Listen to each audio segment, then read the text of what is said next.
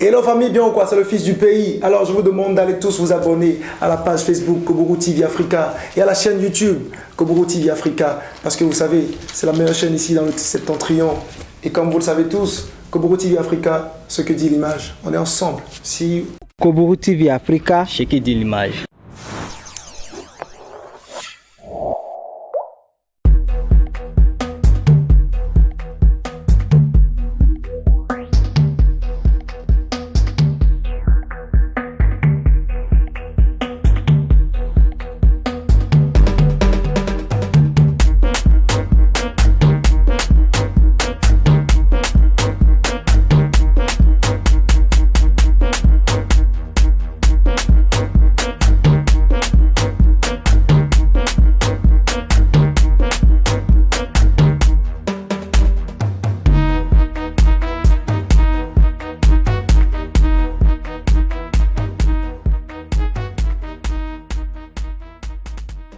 Bonjour chers téléspectateurs de Koburu TV, bienvenue à cette émission spéciale pour une personne spéciale.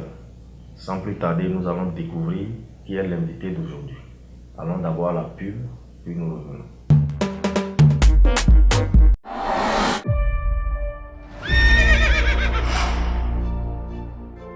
Ton talent, un métier?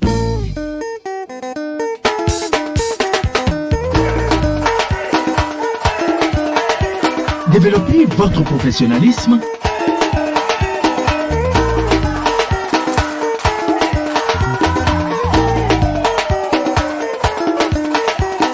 Devenez un vidéo leader. Et vidéo leader, numérisez votre vie. Alors bonjour monsieur. Bonjour cher. Merci de vous présenter aux chers téléspectateurs. De la Nouveauté Kiki, acteur du numérique. Je suis le directeur général de la start-up Iotasso qui intervient spécifiquement dans les objets connectés. Qui est Delano Kiki? Parce que ce nom, depuis un moment, court un peu partout. On veut savoir, c'est qui vraiment Delano Kiki? Delano Kiki, c'est un entrepreneur béninois, passionné de la technologie et passionné de tout ce qui relève de la création idéal du management des entreprises, et c'est à ce titre que je puis dire humblement que je dirige aujourd'hui avec mon groupe une dizaine d'entreprises ici comme ailleurs, mais ce qui nous rassemble aujourd'hui, c'est la technologie. D'accord. La technologie dans quel sens plus précisément? La technologie qui pourrait être attribué à tout ce qui bouge en termes du digital aujourd'hui. Vous savez, quand on parle du numérique, c'est très vaste. Quand on parle de l'intelligence artificielle, c'est dense. Et ça va au-delà d'une simple application, ça va au-delà d'un site internet. Ça englobe beaucoup de choses. Et nous avions travaillé sur 3 ans sur le volet des objets connectés, des objets qui peuvent sévir, d'accord, dans le numérique. D'accord. Alors, qu'est-ce qu'un objet connecté? Un objet connecté, c'est tout matériel, utile ou non, qui pourrait transiter ou transmettre des informations, des données. C'est un objet qui pourrait réagir par des canaux spécifiques comme le Wi-Fi, le Bluetooth et autres.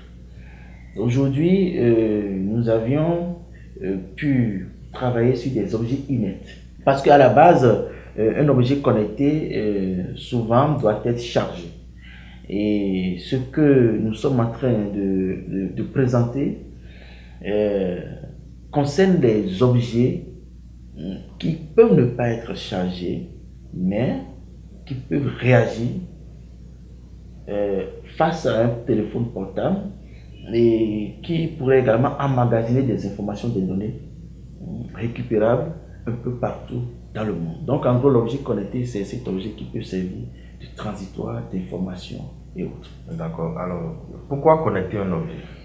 Alors, il faut connecter les objets parce que le digital aujourd'hui est devenu indispensable dans la vie active des populations. Par conséquent, quand nous parlons du digital, nous sommes obligés de faire intervenir tous les éléments qui nous entourent. C'est pour cela la simplification de la vie a amené les gens à pouvoir tout foutre dans le digital et nous pourrions aujourd'hui rien faire avec le digital qui a pour base l'Internet. Donc, c'est sur la base de l'Internet et autres éléments spécifiques du numérique que nous arrivons aujourd'hui à rendre digital tout objet et tout service, surtout tout service. Aujourd'hui, on peut payer avec le digital, on peut acheter avec le digital, on peut également suivre une télévision avec le digital. Vous voyez, les choses changent, donc son utilité n'est plus à démontrer. D'accord. Alors, on sait qu'il y a des avantages, forcément, d'avoir des objets connectés. Maintenant, c'est quoi les grandes lignes dans ces avantages? Qu'est-ce qui peut vraiment amener une personne à vouloir avoir sur lui ou à vouloir faire connecter un objet? Je pense que le plus grand avantage, c'est la simplicité de la vie. Comment simplifier nos actes, et comment rendre beaucoup plus utile tout ce que nous faisons et comment être assez rapide dans certaines tâches. Y a-t-il pas des inconvénients? Puisque qui dit connexion dit forcément onde magnétique et tout ça. Est-ce qu'il n'y a pas d'inconvénient à avoir sur soi un objet connecté? Je pense qu'il y a forcément d'inconvénients, mais l'inconvénient est basique, c'est-à-dire du moment où nous utilisons déjà nos portables, Oui. Les inconvénients sont liés forcément aux ondes, mais ce sont des inconvénients qui au jour le jour sont beaucoup plus traités, sont beaucoup moins magnétisés et ainsi nous arrivons quand même à vivre avec ces objets sans avoir forcément beaucoup d'effets secondaires. C'est bien d'avoir un objet connecté, mais est-ce que son entretien ne revient pas un peu cher ou alors difficile? Non. En termes d'objets connectés, et ce qui est très bien, il n'y a pas un entretien physique extraordinaire, si ce n'est la préservation de l'objet, pour que l'objet n'aille forcément pas au feu ou que l'objet ne tombe pas dans l'eau. Ça, c'est certains objets. Okay. Et qu'également cet objet ne ressort pas un coup dur. Ça veut dire d'abîmer les éléments spécifiques de l'objet. D'accord. Ça veut dire que si un objet est habitué à aller dans l'eau, on connecte cet objet, il n'y aura pas d'inconvénient après l'avoir connecté de toujours aller dans l'eau, par exemple. Non, ça dépend de la connexion, d'accord? Ça dépend de la connexion qui a été établie avec l'objet. Parce qu'un objet qui va déjà dans l'eau, oui, mais qui a une tension électrique, forcément, quand ça ira dans l'eau, ça peut s'abîmer. Mais quand nous prenons par exemple cette cravate, vous voyez, oui, c'est une cravate qui ne se charge pas, qui ne se décharge pas, développée par Iotasso. C'est une cravate qui peut aller dans l'eau, mais elle reste toujours connectée. Ok. Voilà. Parce que même si c'est dans de l'eau, on met du savon sur ça. On peut laver ça, on peut nettoyer ça, ça peut aller même au pressing, ça sort. D'accord. On peut repasser. On peut repasser aussi. Okay. La seule chose qui est néfaste à ces objets, c'est le feu. Parce que quand on brûle la cravate, c'est que la cravate disparaît puis c'est terminé. D'accord. À part cela, ce que nous développons comme objet connecté en termes d'avancée, ça peut aller dans l'eau, ça ne s'abîme pas. J'espère que les téléspectateurs comprennent bien vos explications. On va évoluer toujours dans les inquiétudes.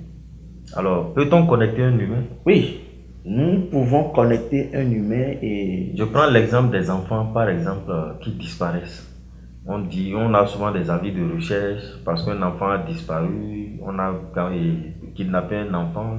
Est-ce qu'on peut connecter un enfant et savoir précisément où se trouve l'enfant lorsqu'on kidnappe cet enfant? Oui, c'est possible. Au-delà des inconvénients... Vous le faites aussi? Nous sommes en train de travailler sur un type de technologie comme cela. D'accord. Mais il faut reconnaître qu'aujourd'hui, dans le monde, il y a des bracelets, par exemple, qu'on met aux enfants. Okay. Et quand l'enfant disparaît, on peut maîtriser la position de l'enfant. Exact de l'enfant. Maintenant, À travers le bracelet. à travers le bracelet. Maintenant, on peut aussi insérer dans le corps de l'enfant des puces, d'accord, qui pourraient renvoyer des signaux nous permettant de savoir là où se trouve l'enfant. Maintenant, comme le besoin ne se fait pas encore trop sentir, je vais dire, dans le monde, parce qu'il y a d'autres systèmes de sécurité comme les caméras et tout, qui sont un peu partout dans les grandes villes du monde, les gens ne vont pas encore là. Mais c'est possible et la chose est faisable. Ce que nous sommes en train de développer, c'est de pouvoir emmagasiner aujourd'hui de l'information dans le corps de l'homme. Ok. Donc, IOTASO est en train de développer une technologie où, avec notre doigt, nous pourrons passer des documents sur un portable. C'est-à-dire, celui que je prends mon portable. À travers des gestes, c'est ça? Oui, c'est-à-dire, je prends mon doigt, je touche le portable et le document qui est dans mon corps, je transmets cela. Sur le téléphone. Donc, je peux mettre dans mon corps des vidéos, des audios. Et quand je viens quelque part, la personne a besoin de la vidéo, je touche son portable et la vidéo est transmise dans le portable. Alors, nous sommes en train de, pour ne pas dire que c'est fait prêt, cette technologie-là, c'est possible. Votre start-up est déjà sur... Oui, bien sûr, c'est ça nous sommes en train de faire actuellement. Sinon, qu'aujourd'hui, ce que nous présentons depuis quelques jours, ce sont des objets inertes connectés. Par exemple, je prends cette cravate, vous voyez, c'est une cravate normale, mais c'est une cravate qui contient des informations. Vous voyez, quand je prends mon portable, tout simplement, et je touche. On n'a pas besoin d'une application. Non, sans application. Okay. Je touche juste, vous voyez, l'élément, vous voyez, ça renvoie automatiquement vers une information. Mais d'avance, il faut être connecté, c'est ça?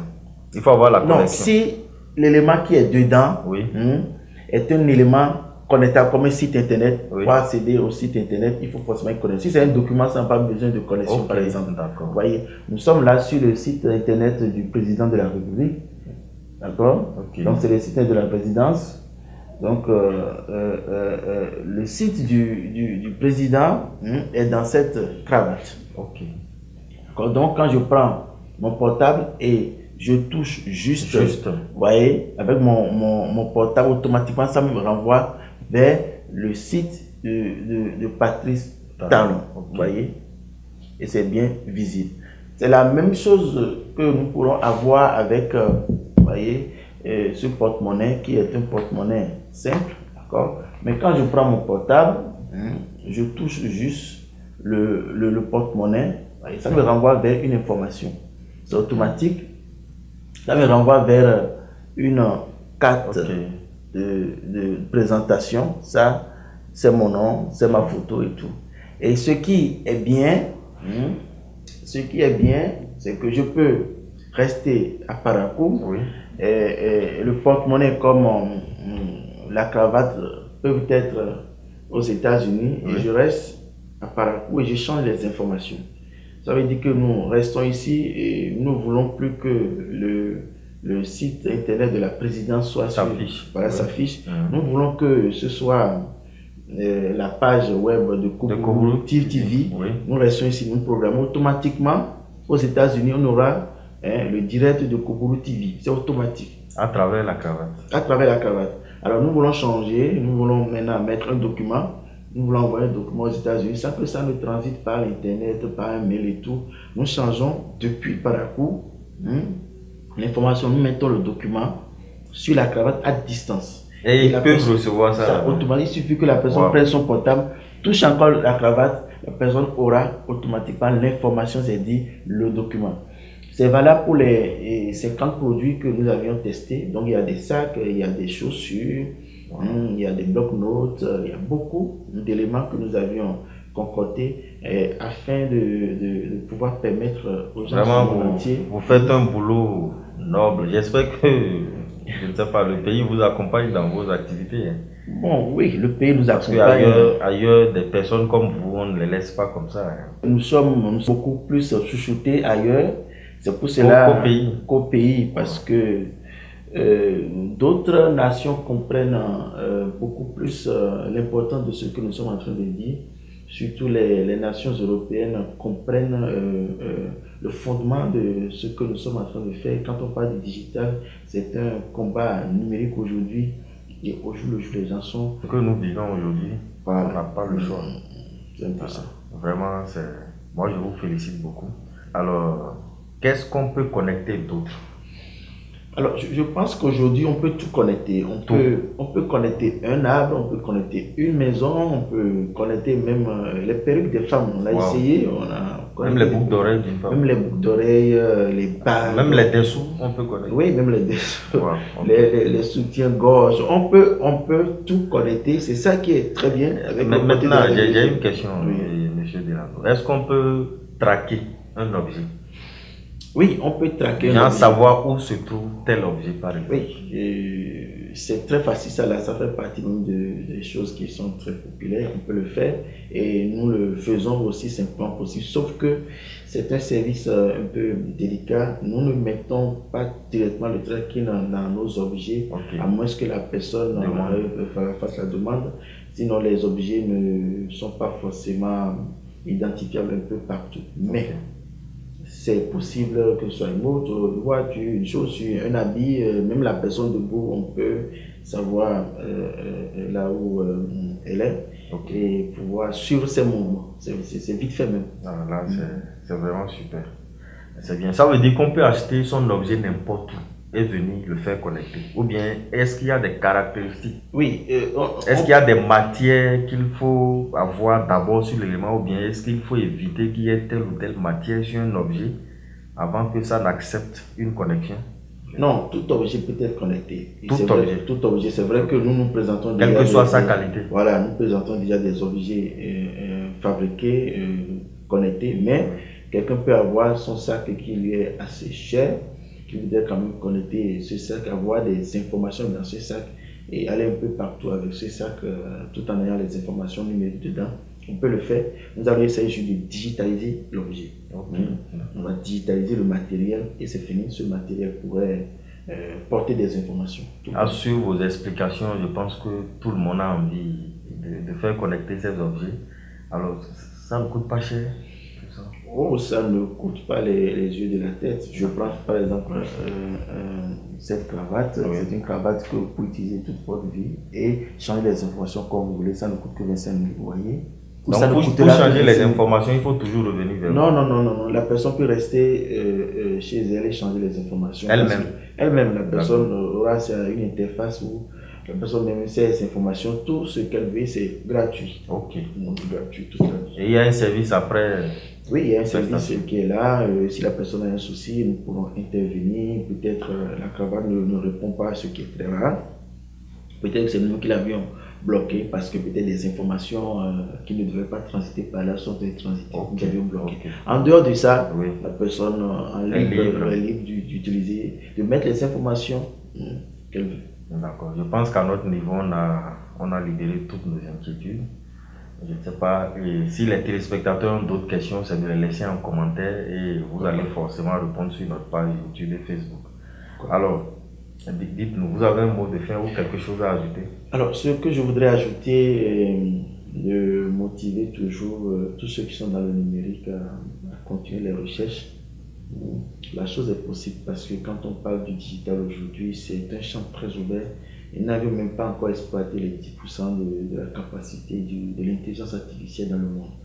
Par conséquent, aujourd'hui, il faut prendre l'existant et y ajouter un plus afin de faire avancer le monde. Voyez, nous avions travaillé sur la technologie NFC. La technologie NFC, c'est une technologie qui existait depuis, utilisée par la FinTech. Donc aujourd'hui, on sait bien pourquoi ne pas délocaliser cette technologie des finances vers le monde naturel, le monde actif, le monde de toujours.